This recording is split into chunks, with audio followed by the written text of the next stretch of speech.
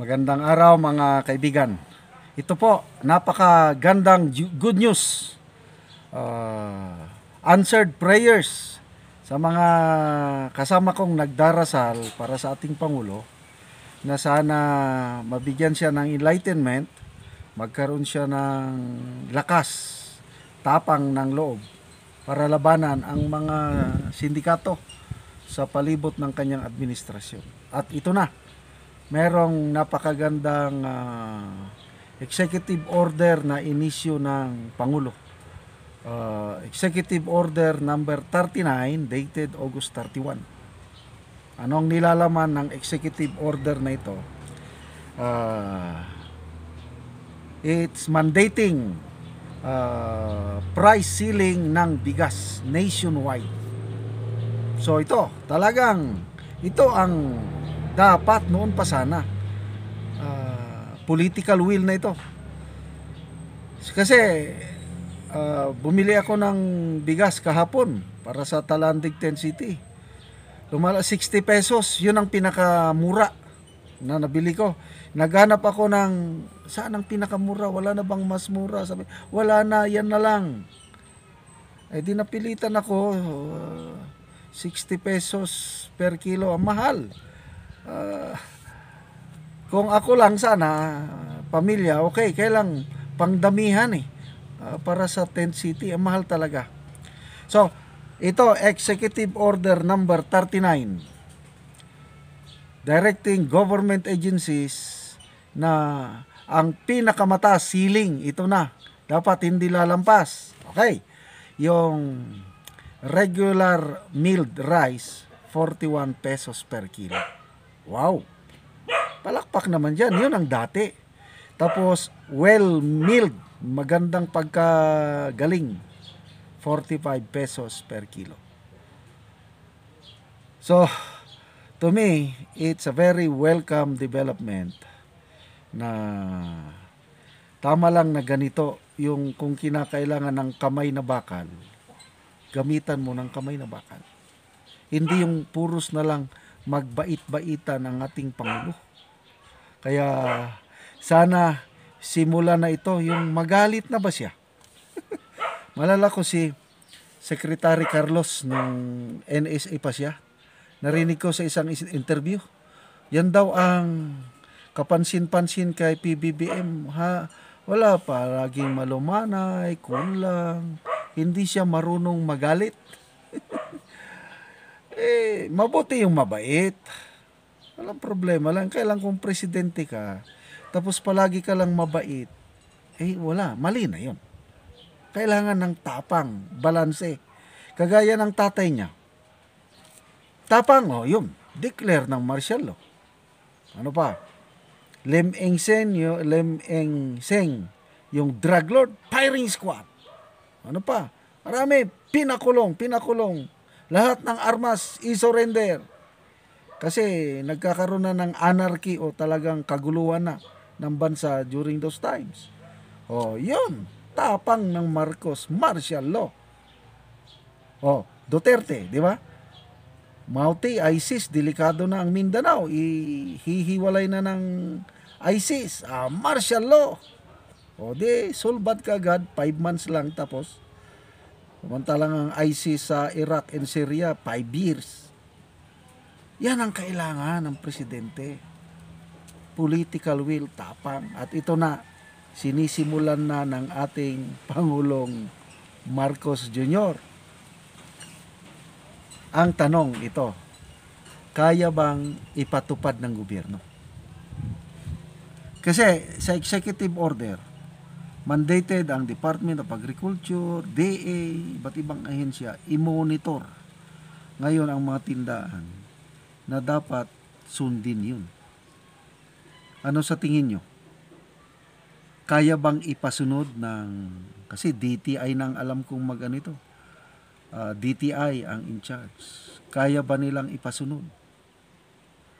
Ako, although napakagandang executive order ito, meron lang akong agam-agam. Baka malamya naman itong DTI. Nandiyan na pinirmahan na, executive order. Ipatupad mo.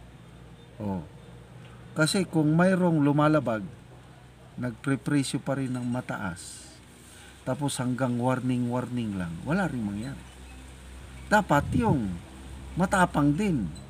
Pag-inspect, sobra taas, huli, cancel ang lisensya, parang ganun ba? Tapos kaso kung kaso. So, it remains to be seen paano ngayon i-implement. Maganda yung intent, maganda yung decision, price ceiling, ito na ngayon, DTI at iba pa. Okay. Ang isa pa dito, yung mga traders.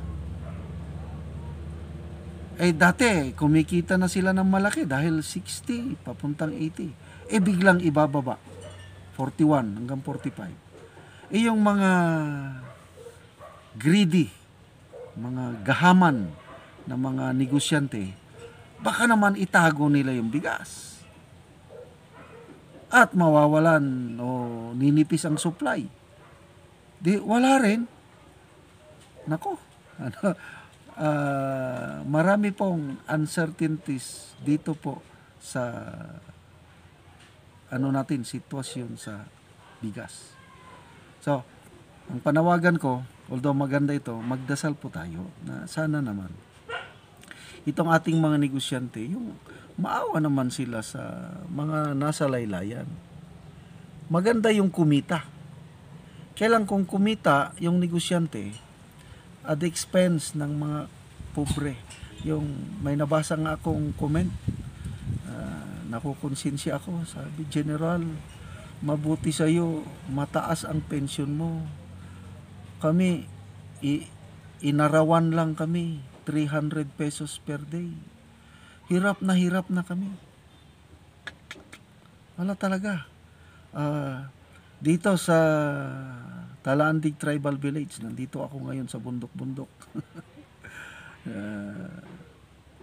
Nagkuha lang ko ng saging. Tandaloy, pakita ko muna ang mga saging yan. Kasi kulang yung bigas. Sana nandito kayo. Mabigyan ko kayo ng libreng saging. Kulang yung bigas na binibigay ko. Nagugutom pa rin paminsan-minsan. At least ito, 35 boxes of this.